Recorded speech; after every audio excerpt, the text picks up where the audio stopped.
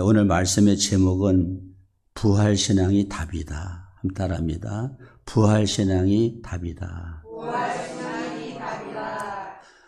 우리가 인생을 살아가는 가운데 항상 인생이 좋을 수만은 없습니다. 역경이 오고 또 고난이 오게 됩니다.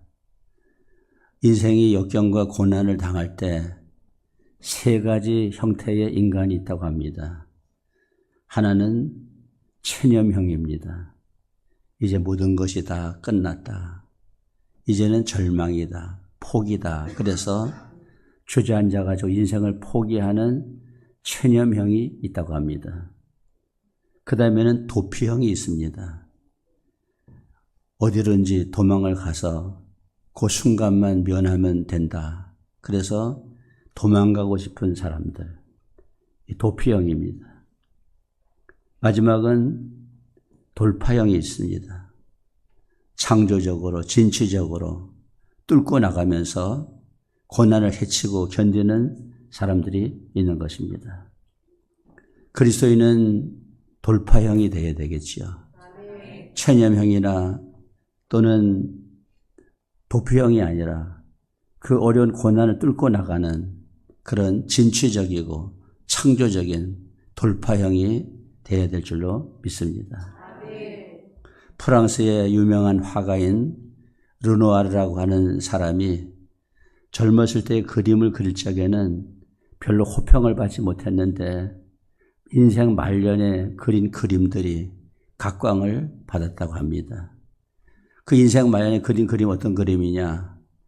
자기 아들이 질병에 걸려가지고 가정에 어려움이 오고 자기는 전쟁터에 나가서 부상을 입어가지고 휠체어를 타는 그런 몸이었는데 그런 역경의 환경 속에서 산과 바다와 강과 자연에 대한 그림을 그렸는데 그 그림 속에 그 자신의 그 어려운 것이 다 이렇게 묻어나서 산이 있으면 산이 막 살아있는 것 같고 바다가 살아있는 것 같고 강이 살아있는 것 같은 이런 그림을 그려서 엄청난 각광을 받았다고 하는 것입니다. 고난은 우리를 힘들게 하지만은 그러나 그 고난 속에서 우리가 새로워지고 하나님의 능력을 경험하게 되고 그 속에서 소망을 얻게 되는 그런 축복이 있게 되는 것을 믿으시기 바랍니다. 아브라함이 100살의 아들을 얻었습니다. 그런데 어느 날 하나님께서 그 100세에 얻은 아들을 바치라는 겁니다. 번제로 바치라는 겁니다. 번제라고 하는 것은 사람을 불에 태워서 드리는 것이 제사가 번제입니다. 사랑이 많으신 하나님께서 하나밖에 없는 외아들을 그것도 불로 태워가지고 드리라는 그 명령 자체가 이해할 수가 없는 것이고 또 하나님께서 이삭이 태어났을 때에 이름을 이삭이라고 지으라 했어요. 그 이삭이라고 하는 이름의 뜻은 웃음이라는 뜻이거든요. 그러니까 이 아들이 너의 가정에 웃음을 주는 아들이 된다는 겁니다. 그런데 그 웃음을 주는 아들을 바치라고 하는 걸 보면은 하나님 웃음을 끊겠다는 거 아니겠어요? 도저히 하나님의 명령이 이해할 수가 없는 명령이에요. 그 가정에 위기가 닥쳤습니다. 그럴 때 아브라함이 어떠한 자세를 가지고 이 위기를 돌파하는지 함께 말씀을 나누면서 은혜의 시간이 되기를 원합니다. 첫째는 신앙의 갈등이라는 때가 있다는 거죠. 우리가 신앙생활 하다 보면은 갈등이라는 순간들이 있어요. 야, 정말 이해가 안 된다. 어떨 때 이해가 안 됩니까? 현실과 하나님의 말씀이 차이가 납니다. 하나님의 말씀이 앞과 뒤가 맞지가 않습니다. 그리고 하나님께서 아브라함에게 독자 이삭을 드리라는 명령은 하나님의 약속과 앞뒤가 안 맞는 말씀이에요. 하나님이 아브라함에게 어떤 약속을 하셨느냐? 과거에 아브라함이 아들이 안 태어나니까 어느 날 하나님께 이렇게 묻습니다. 하나님 아무리 기다려도 아들이 안 태어나는데 그러면은 우리 집에 엘리에셀이라고 하는 종이 하나 있는데 그 종을 내 상속자로 양아들로 삼아서 나의 상속자로 삼으면 어떻겠습니까? 이렇게 물어보거든요, 아브라함이. 그러니까 아브라함이 아니야. 하나님 아니야. 네 몸에서 태어난 자가 네 상속자가 되지. 엘리에셀은 네 상속자가 아니다. 그건 종이다. 그렇게 분명히 말씀하셨어요. 자, 우리 창세기 15장 3절 4절 시작. 아브라함이 또 이르되 주께서 내게 씨를 주지 아니하셨으니 내 집에서 길린 자가 내 상속자가 될 것이니이다. 여호와의 말씀이 그에게 임하여 이르시되 그 사람이 네 상속자가 아니라 네 몸에서 날 자가 네 상속자가 되리라 하시고. 아멘. 그러니까 아브라함이 아들이 아직 안 태어났으니까 우리 집에서 기른 엘리에셀 종이 상속자가 되면 어떻겠습니까? 하니까 아니다. 네 몸에서 태어날 자가 상속자가 된다. 그리고 또 하나님께서 아브라함을 데리고 나가지고 시청각 교육을 시켜요. 밖으로 데려나가가지고 저 하늘의 별을 바라봐라. 저 하늘의 별처럼 너에게서 태어난 아들을 통해서 저 하늘의 별처럼 네 자손이 번성하게 된다. 창세기 15장 5절입니다. 시작. 그를 이끌고 밖으로 나가 이르시되 하늘을 우러러 뭇별을 셀 수 있나 보라. 또 그에게 이르시되 네 자손이 이와 같으리라 그랬어요. 그러니까 엘리에셀도 너의 상속자가 아니다. 내 몸에서 태어날 자가 내 상속자다.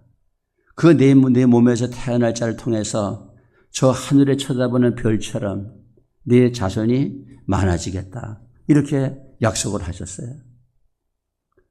그리고 또 여기 창세기 22장 1절에 보면은 그 일 후에 하나님이 아브라함을 시험하시려고 그를 부르시되 아브라함아 하시니 그가 이르되 내가 여기 있나이다. 여기에 그 일 후라고 한 말이 나옵니다. 이 그 일 후라고 하는 거는 그 집에서 하갈을 통해서 아브라함이 하갈이라고 하는 여자를 통해서 얻은 이스마엘을 내쫓은 다음을 말하는 겁니다. 그러니까 현실이 이렇게 되는 거예요. 우리 집에서 기른 엘리에셀을 통해 가지고 상속자가 되면 어떻겠습니까? 하니까 그것도 아니다. 아브라함을 데리고 나가서 하늘의 별을 바라보게 하시면서 저 하늘의 별처럼 내 몸에서 태어난 자를 통해서 내 후손이 번성하겠다 약속을 하시고, 또 오늘 여기에 보면은 이스마엘을 내쫓은 다음에 차라리 이스마엘을 안 내쫓았으면은 그럼 이스마엘을 통해서라도 자손이 번성하나 이렇게 뭔가 막연한 기대라도 할 수 있을 텐데 아브라함이 또 그 이스마엘을 쫓아낸 다음에 이제 하나님께서 이삭을 바치라 그러니까 이게 앞뒤가 안 맞는 겁니다. 하나님의 약속은 이삭을 통해서 네 자손이 하늘의 별처럼 많아지겠다고 약속을 했는데 현실은 하나님이 그 이삭을 하나님께 바치라는 거예요. 그러니까 앞뒤가 안 맞지 않습니까? 그러니까 이 모순된 명령, 신앙의 갈등이 일어날 수밖에 없는 이 상황이 온 거예요. 우리가 신앙생활을 하다 보면은 갈등이 올 때가 있어요. 그 갈등은 뭐냐? 하나님의 말씀과 내 현실이 맞지 않아 돌아갈 때에. 성경에 너 예수 믿으면은 물질의 복을 받는다. 그래서 예수 믿었어요. 그러면 물질의 복이 막 오면은 그거 이해하기가 쉽잖아요. 야, 하나님 약속이 정말 많네. 하나님 믿으면은 물질 축복 준다 그랬는데 정말 하나님 믿는 순간부터 그 물질 때문에 쪼달리던 나의 삶이 다 펴지면서 물질의 복을 받네. 이러면은 그게 이해가 되잖아요. 그런데 하나님이 물질에 축복 준다고 해놓고는 예수 믿으니까 점점 물질에 쪼달림이 오고 돈 쓸 일이 많이 생기고 더 경제적으로 어려워지는 거예요. 야, 이거 성경에 약속하고 내 현실하고는 맞지 않네. 또 우리가 어떤 문제가 부닥칩니다. 하나님 앞에 나오면 해결해 준다. 수고하고 무거운 짐진 자들아 다 내게로 오라. 내가 너희를 쉬게 한다 말씀했는데 그래서 나왔습니다. 그러면 그 문제가 씻은 듯이 다 없어졌다. 어제까지 문제 있었는데 오늘 내가 하나님 앞에 나와서 기도하고 하나님 믿는 순간부터 나의 모든 문제가 싹 그냥 없어졌다. 굴곡이 많았던 나의 삶이 평지와 같이 아주 평탄해졌다. 이러면은 역시 맞구나. 하나님의 말씀은 수고하고 무거운 짐을 덜어주시는 분인데 정말 예수 믿는 순간부터 나의 무거운 짐이 다 덜어지는구나. 이해가 되는데 예수를 믿어도 문제는 여전히 있고 오히려 문제가 더 커지고 더 넘어야 될 태산이 더 높아지고 이러면은 이게 앞뒤가 안 맞잖아요. 그럼 갈등이 오는 거야. 야, 성경 말씀이 맞나? 약속이 맞나? 현실하고는 맞지가 않는데 또 예수 믿는 순간부터 갈등이 와요. 예수 안 믿을 적에는 주일날 어디를 가도 아무 걱정이 없어. 편안해. 그런데 예수님을 믿고 사는 그 순간부터는 오늘 교회 가야 되는데 오늘 교회를 못 갔구나. 그러면 마음에 갈등이 오는 거야. 예수를 안 믿었을 적에는 갈등이 없었는데 예수를 믿고 나니까 갈등이 오는 것입니다.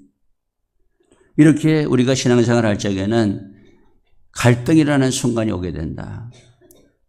그게 두 번째입니다. 이 앞뒤가 안 맞는 명령이지만은 다 믿어본다는 겁니다. 갈등이 올 때에 양쪽을 다 믿어본다는 겁니다. 하나님 이삭을 통해서 복을 준다고 하는 말씀도 믿어보는 것이고 또 이삭을 바치라고 할 때에도 그 약속을 믿어보는 거예요. 앞뒤가 안 맞지만은 이삭을 바치면은 하나님께 하나님의 복을 받는다. 그것도 믿는 것이고 또 이삭을 통해서 네 후손이 번성한다는 것도 믿는 거죠. 그게 이해가 안 되는 거죠. 이삭을 통해서 복을 받는다는 걸 믿으려면은 이삭을 바치지 말라 그래야 되는데 이삭을 통해서 복 받는다고 해놓고는 이삭 바치라고 하니까 앞뒤는 안 맞지만은 아브라함은 모순되는 명령을 다 믿어보는 거야. 이삭 통해서 복 받는다는 말씀도 믿어보고 그 다음에 이삭을 바쳐도 복 받는다는 말씀을 믿어보는 거야. 이게 모순된 명령에 순종하는 것입니다. 성경은 모순되는 것이 많지요.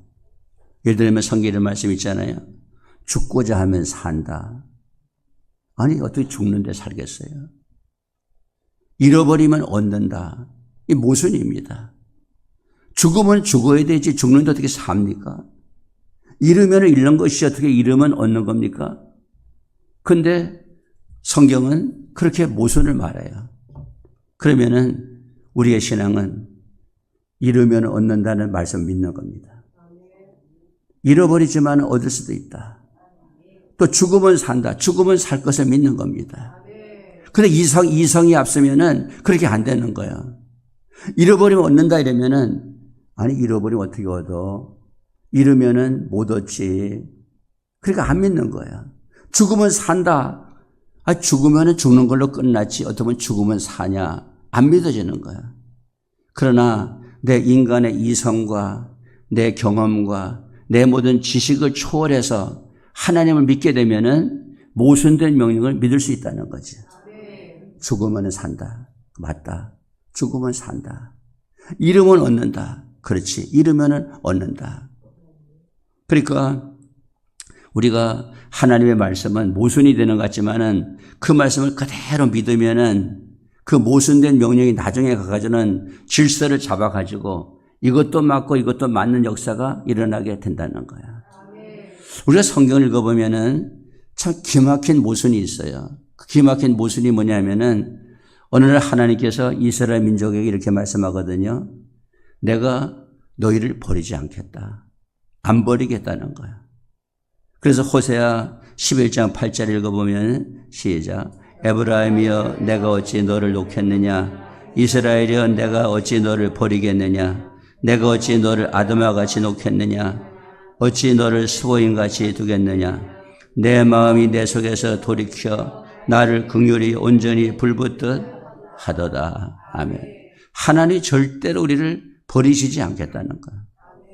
그러면서 어떤 그 하나님이 장담까지 하시냐 하면은 야 너희들 육신의 부모는 너를 버릴 때가 있어. 육신의 부모는 너를 버릴 때가 있지만은 나는 너를 버리지 않는다. 너희 육신의 부모가 너를 버리는 한이 있지만은 나는 너를 버리지 않겠다는 거야. 자, 이사야 49장 15절입니다. 시작.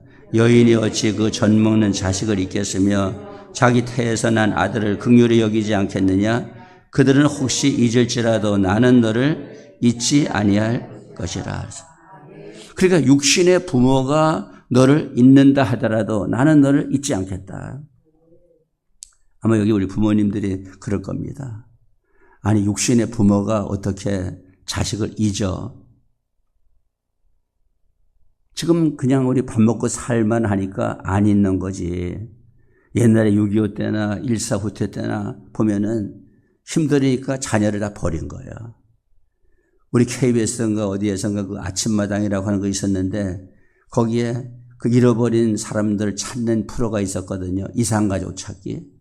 그때 보면은 부모님이 버린 거예요.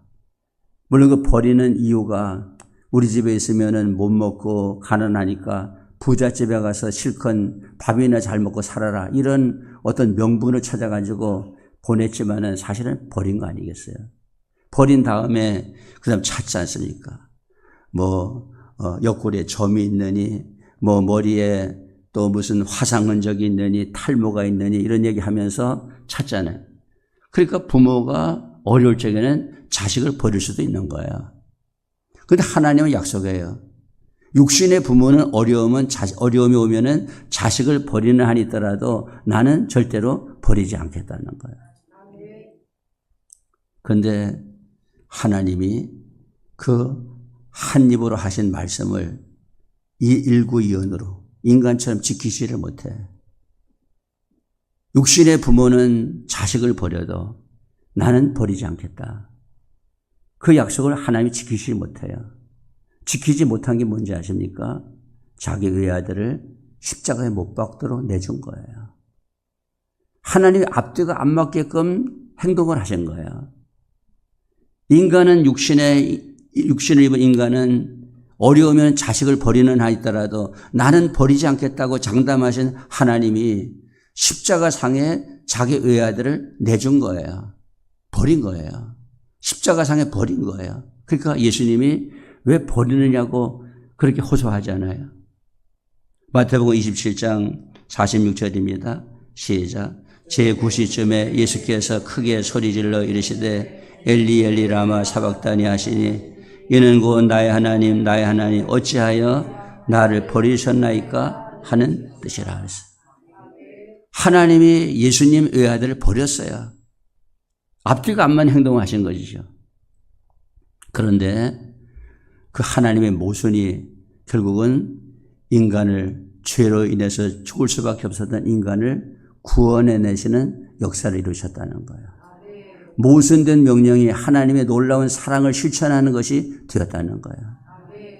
그러니까 우리는 두 가지를 다 믿는 거지요. 육신의 부모는 우리를 버려도 나는 너를 버리지 않겠다는 하나님의 말씀도 믿는 것이고, 또 그렇지만은 모순적으로다가 외아들을 버리신 그 하나님의 사랑이 인류를 구원하시는 역사가 이루어졌다고 하는 것도 믿는 거예요. 그러니까 양쪽을 다 믿어보는 것이죠. 세 번째는 부활신앙을 갖는 것만이 해결책이라는 겁니다. 아브라함이 모순된 명령 앞에 결단을 내려가지고 그 이삭을 모리아 산으로 데려가서 바치지 않습니까? 바치면서 뭘 믿습니까? 부활을 믿는 거예요. 일평생에 한 번도 부활신앙을 가져보지 못했던 아브라함이지만은 이번에 부활신앙을 가져보기로 하는 거예요. 여러분, 인생이 절망에 부닥치면은 해답은 하나밖에 없어요. 부활신앙밖에 없어요. 절망이 부닥쳤는데 뭘로 해결이 되겠어요? 부활신앙밖에 없는 거지. 그러니까 아브라함이 부활신앙을 갖는 겁니다. 그래서 종들을 데려가서 그 종들을 산 중턱에다가 놓고 가면서 아브라함이 이런 말을 해요. 지금 이삭하고 같이 가면서 우리가 가가지고 우리 둘이 가서 번제를 드리고 그리고 다시 우리 둘이 돌아오겠다. 둘이 갔으면 번제 드리면 올 적에는 한 사람 와야 되는데 갈 때도 둘이 가고 올 때도 둘이 오는 거예요. 이거는 아브라함이 부활신앙을 가졌기 때문에 그렇게 말하는 겁니다. 그래서 창세기 22장 5절에 보면은 시작. 이에 아브라함이 종들에게 이르되 너희는 나귀와 함께 여기서 기다리라. 내가 아이와 함께 저기 가서 예배하고 우리가 너희에게로 돌아오리라 그랬어요. 그러니까 우리가 너에게로 돌아온다는 거예요. 갈 때는 우리가 맞죠. 왜냐하면 아브라함하고 이삭하고 가니까 우리가 가는 것이 맞는데 올 적에는 우리가 아니에요. 이삭을 데리고 오려면 나 혼자 와야 되는 거야. 갈 적에는 복수지만 올 적에는 단소가 돼야 되는 거야. 그런데 성경은 갈 때도 우리가 가는 것이고 올 때도 우리가 오는 거야. 그것은 내가 이삭을 하나님 앞에 드린다 하더라도 그 이삭을 하나님이 다시 부활시켜서 살려주실 것을 믿는 것이죠. 이 사실을 히브리 기자가 나중에 그대로 인정을 합니다. 아브라함의 신앙이 부활 신앙이었다는 것을 히브리 기자가 인정해 주고 있어요. 자, 히브리 11장 18절부터 19절입니다. 시작. 그에게 이미 말씀하시기를 내 자손이라 칭할 자는 이삭으로 말미암으리라 하셨으니 그가 하나님이 능히 이삭을 죽은 자 가운데서 다시 살리실 줄로 생각한지라 비유컨대 그를 죽은 자 가운데서 도로 받은 것이니라 하셨어요. 그러니까 우리가 막다른 골목에서 가져야 될 신앙은 부활 신앙이에요. 인간의 이성으로 경험으로 이해를 뛰어넘어서 그 문제가 해결되기 위해서는 부활 신앙을 가져야 되는 것이에요. 기독교 신앙의 크라이막스는 부활 신앙을 갖는 겁니다. 모순된 것을 이길 수 있는 것은 부활 신앙이에요. 우리는 막다른 골목에서 주님을 바라봐야 돼요. 그러니까 이 부활 신앙을 가질 때에 아브라함이 이삭을 묶어가지고 제단에 올려놓고 잡으려고 할 때에 하나님 급하게 만류하시잖아요. 아브라함아, 아브라함아, 내 손을 멈춰라. 그래 멈추고 나니까 저 수풀에 걸려있는 순양 한 마리가 보이게 된 거예요. 그래서 그 순양을 끌어다가 드리고 나서 거기가 여호와 이레다. 하나님이 준비하셨다. 하나님 어딘가에 뭔가를 준비하셨어요. 아브라함은 이삭을 드릴 수밖에 없는 절망에 처했지만 하나님은 저 숯불 속에다가 이삭 대신에 드릴 수 있는 순양을 예비해 주셨다. 우리는 여호와 이레의 복을 믿어야 되는 거죠. 무언가 어디엔가 준비해 주신 하나님. 현실은 절망이에요. 근데 어디엔가 무언가 하나님이 준비해 두신 것이 있어요. 그래서 이삭을 다시 얻게 되는 겁니다. 아까 이삭은 웃음이라 그랬지 않습니까? 그러니까 하나님이 잃어버릴 뻔했던 웃음을 다시 찾는 역사를 허락해 주셨다. 하나님은 잃어버린 웃음을 다시 찾게 하시는 분이 하나님이신 것이에요. 우리가 어려움 당하고 고난 당하고 절망을 당하면은 웃음을 잃어버리잖아요. 그런데 어느 순간에 그 잃었던 웃음을 다시 찾게 해주시는 분이 하나님이시다. 이제 마지막 네 번째는 당신에게 부활신앙이 있느냐는 거예요. 오늘 이 부활절에 예배드리는 우리에게 부활신앙이 있느냐는 것이에요. 부활이라고 하는 것은 절망이 변해서 소망이 되게 하고 또 절망의 일들을 부활의 주님께 맡김으로 말미암아서 죽었던 것 같은 것이 다시 살아나는 역사가 일어나게 된다는 거죠. 우리 지난번에 그 방송을 통해서 여러분 보셨습니다마는 이 동해안에 산불이 번져 가지고 온 산을 막 잿더미로다가 만든 거. 근데 이번에 제가 이 동해안을 한번 갈 그런 기회가 있어 가지고 우리 전도사님들하고 강도사님도 우리 집사람하고 해서 저 동해안을 가면서 그 불난 산을 보니까 그 산에 불탄 그 산에 다시 싹이 나가지고 푸릇푸릇하게 그 산이 다시 이렇게 울창한 숲으로 덮어지는 이런 거를 연상할 수 있을 정도로다가 변화 있더라고요. 그러니까 우리가 믿음의 삶을 살아갈 때 때로는 나의 삶이 완전히 불타버린 것 같은 산에 산불이 나서 불타버린 것 같은 그런 처지가 된다 하더라도 하나님은 거기서 다시 싹이 나게 하고 몇 년이 지나면 고목에서 다시 싹이 올라와서 푸른 산이 되도록 만들어주시는 분이 우리 주님이시라는 거야. 그 사실 우리가 믿어야 되겠지요. 우리 저 스폴전 목사님이 하는 얘기 가운데 이런 얘기가 있습니다. 어느 날 보니까 어떤 그 불량한 아이가 그 새장 속에 있는 새를 막 괴롭히고 있었습니다. 그래서 스폴전 목사님이 물어봤어요. 너 뭐 하려고 했냐? 그러니까는 그 아이가 하는 말이 나 이 새를 괴롭히다가 마지막에는 이 새를 내가 죽이려고 합니다. 가만 보니까 그냥 두면 안 되겠어요. 그래서 스폴전 목사님이 돈을 2파운드를 꺼내가지고 그 소년에게 주면서 그 새를 나한테 팔아라. 그래가지고 그 새를 사서 날려보냈습니다. 그러고 난 다음에 그 다음 주일이 부활주일인데 그 다음 부활주일에 스포천 목사님이 교회 가가지고 이렇게 설교를 했어요. 마귀는 인간을 괴롭히다가 죽이려고 했습니다. 그러나 하나님께서는 독생자를 내주시는 엄청난 값을 지불하고 우리를 자유케 하셨습니다. 이 사건이 예수님의 십자가요 부활의 역사인 것입니다. 그랬어요. 여러분, 부활주일이라고 하는 것은 마귀가 우리를 죽이려고 했지만 우리를 다시 살리시는 사건이 부활의 사건이다. 이런 부활이 없으면 믿음도 헛것이고 전파하는 것도 다 헛것이라는 겁니다. 자, 고린도전서 15장 13절 14절입니다. 시작. 만일 죽은 자의 부활이 없으면 그리스도도 다시 살아나지 못하셨으리라. 그리스도께서 만일 다시 살아나지 못하셨으면 우리가 전파하는 것도 헛것이요 또 너희 믿음도 헛것이며 그랬어요. 그러니까 부활이 있음으로 말미암아 우리의 인생이 다시 시작되게 된다 그랬어요. 여러분에게 이제 부활절이기 때문에 나가실 때 아마 결안을 준비해서 드릴 것 같은데 이 부활절 달기알의 유래가 어떻게 된 거냐 하면은 십자군 전쟁이 일어났어요. 십자군 전쟁이 일어났는데 거기에 로잘리라고 하는 부인이 있었는데 그 남편이 십자군 전쟁에 나가가지고 전사를 해가지고 죽었다는 소식이 들려왔어.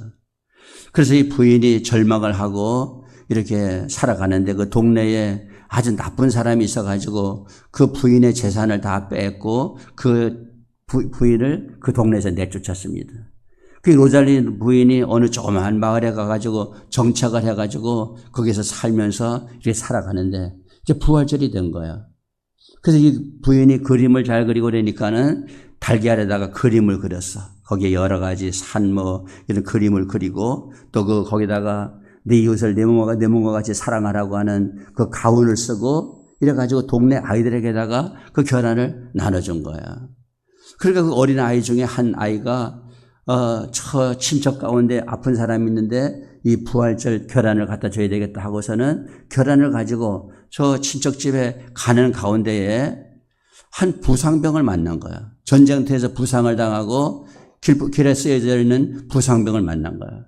그 부상병이 불쌍하니까 가져가던 결안을 그 달걀을 그 병사에게다가 준 거야. 병사가 딱 보니까 이 그림이 옛날에 자기가 같이 부인하고 살 때에 그렇게 자주 그리던 그 그림인데 그 그림이 그 달걀 속에 있는 거예요. 그리고 또 자기의 가운 내 이웃을 내 몸과 같이 사랑하라고 하는 가운이 거기 써져 있는 거예요. 이거 분명히 우리 부인이 이 그린 그림이고 우리 가운인데 그래서 아이에게 물어봐. 이 달걀 어디서 받았느냐? 그래서 이렇게 알아보니까 자기 부인이 그 달걀에 그림을 그린 것이고 부인은 전쟁터에 나가가지고 전사에서 죽은 줄만 알았던 남편이 부상을 당해가지고 살아있다는 것을 알게 되었어요. 그래서 그 달걀이 사랑하는 그 남편과 아내를 연결시켜주는 그 달걀이 된 거예요. 여러분, 부활절 달걀은 우리의 절망을 소망의 부활의 예수님께로 연결해주는 달걀이 되는 거예요. 오늘 그 달걀을 받을 때에 여러분의 절망이 예수님의 능력으로 연결이 되어서 해결받는 그런 역사가 있을 수 있기를 믿으시기를 바랍니다. 얘기 하나 하고 마치려고 했는데 저 안산제일교회에 김미자라고 하는 그 집사님이 계셨는데 남편이 위암에 걸렸어요. 그 암이 임파선까지 전이가 돼가지고 이제는 사형 선고 받고 도저히 살아날 수가 없는 그런 절망에 부닥치게 됐어요. 근데 그 교회에서는 부활절을 맞이해가지고 아마 성찬식을 했던 것 같아. 그러니까 그 부인이 자기가 먹어야 되는 그 떡을 보자기에다가 쌌습니다. 그리고 또 자기가 받아야 되는 잔을 조그만 병을 가져가서 거기다가 집어넣습니다. 하나님, 사실은 성찬을 이거 제가 받아야 되는데 죄송합니다. 성찬 이렇게 받는 게 아닌 걸 알고 있지만은 하나님 이해 좀 해주세요 하면서 그 떡을 자기 손수건에 싸고 그리고 또 그 잔을 조그만 병에다가 담아가지고 그리고 집에 가져갔어요. 가져가가지고 남편에게 그 떡을 주면서 말했어요. 여보, 이 떡이 예수님이 십자가에서 살찌셔 주신 그 살인데 당신이 이 떡을 예수님 생각하면서 받아요. 떡을 줬어. 그 다음에 이 잔은, 이 포도주는 예수님이 십자가에서 흘리신 보혈의 피인데 이 주님이 당신을 위해서 십자가에서 피 흘려 돌아가신 것을 믿으면서 이 잔을 받아요. 하면서 자기 남편에게다가 그 떡을 주고 그 잔을 줬어요. 근데 역사가 일어났어. 하나님이 역사하셔가지고 그 암이 깨끗하게 치료가 되었어요. 오늘 부활의 주님은 우리의 절망을 해결해 주시는 분이시다. 중요한 것은 우리에게 부활신앙이 있느냐는 것이죠. 정말 힘들고 어려울 때에 나에게 부활신앙이 있느냐. 다 모든 것이 다 죽은 것 같아. 이제 끝난 것 같아. 이제 막다른 골목이야. 오로지 해결 방법은 뭐예요? 부활의 주님이 내 인생에 나타나시는 것밖에 없는 거예요. 절망의 순간에, 그리고 자포자기의 순간에, 체념의 순간에 부활의 주님이 나타나셔서 나의 문제를 해결해 주는 것만이 모든 문제에서 해결되는 오직 유일한 그 방법이 되는 것이지요. 사랑하는 여러분, 오늘은 부활절입니다. 오늘 모순되는 명령도 우리가 다 믿어보는 것이고, 그리고 오직 부활의 신앙을 가지고 주님을 바라볼 때에 저와 여러분의 문제가 다 해결되고 다시 산불이 났던 그 산이 다시 푸르게 덮이는 것처럼 절망의 나의 삶이 다시 한번 푸르른 희망의 그런 신앙으로 덮이는, 축복으로 덮이는 역사가 일어나게 될 줄로 믿습니다. 기도하겠습니다.